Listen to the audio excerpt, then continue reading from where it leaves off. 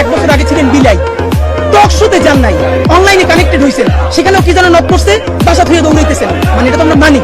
এর মানে আপনারা বিলাই তো ছিলেন, এখন আপনি বাঘ হয়ে উঠছেন। সেই বাঘের কণ্ঠ কার সাথে দেখাইতেছেন? এই দেশের নিরীহ মানুষের সাথে।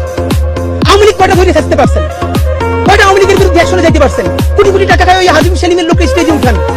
অধ্যত্ত আর অহমিকা, আপনারা এইবার লাস্ট চান্স, যদি বাদ দিতে না পারেন আপনাদের দেশে কোনো রাজনীতি থাকবে না, মানে থাকবে না, মনে রাখেন। চূড়ান্ত অধ্যত্ত এবং অহমিকার সিম্বল ছিল শেখ হাসিনা। শুধু তার পদত্যাগ না, পতন হয়েছে, দিল্লিতে গিয়ে লুকাইতে হয়েছে। সুতরাং আপনারা তো তার ধারে কাছেও না। সালাউদ্দিন ভাই থেকে শুরু করে অন্যান্যরা সংস্কার কমিশনে যেই গার্ডস নিয়ে, যেই অ্যাটিটিউডে কথা বলেন, আমরা আহত হই। আমরা আপনাদেরকে শ্রদ্ধা করতে চাই। সালাউদ্দিন ভাই, আপনি গুম ছিলেন।